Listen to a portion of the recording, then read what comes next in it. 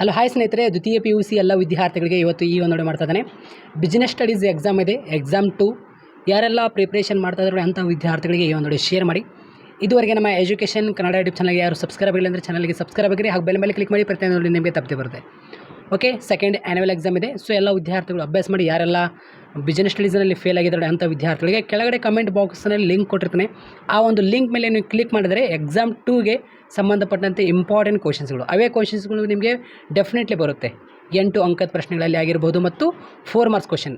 Okay, 4 marks ಮತ್ತು 8 marks MCQ question ಮತ್ತು filling in the blanks ಮತ್ತು ಅದೇ ರೀತಿ match the following question, 1 word question, 2 marks question, ಎಲ್ಲವೂ ಕ್ವಶನ್ಸ್ ಅವೇ ಬರುತ್ತೆ.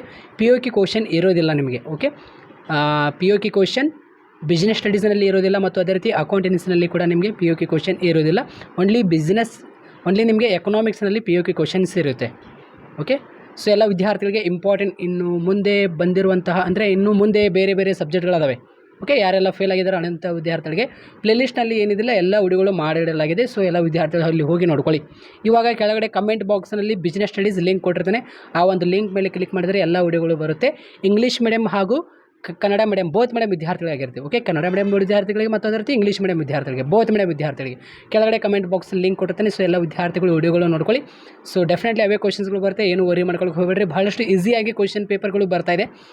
ಸೊ ಇವಾಗ ಕನ್ನಡ ಆಯಿತು, ಇಂಗ್ಲೀಷ್ ಆಯಿತು, ಪೊಲಿಟಿಕಲ್ ಸೈನ್ಸ್ ಮತ್ತು ಇತಿಹಾಸ ಸಬ್ಜೆಕ್ಟ್ ಎಲ್ಲವೂ ಕ್ವಶನ್ಸ್ಗಳು ಏನಿದೆಲ್ಲ ಭಾಳಷ್ಟು ಈಸಿಯಾಗಿ ಬಂದಿದೆ.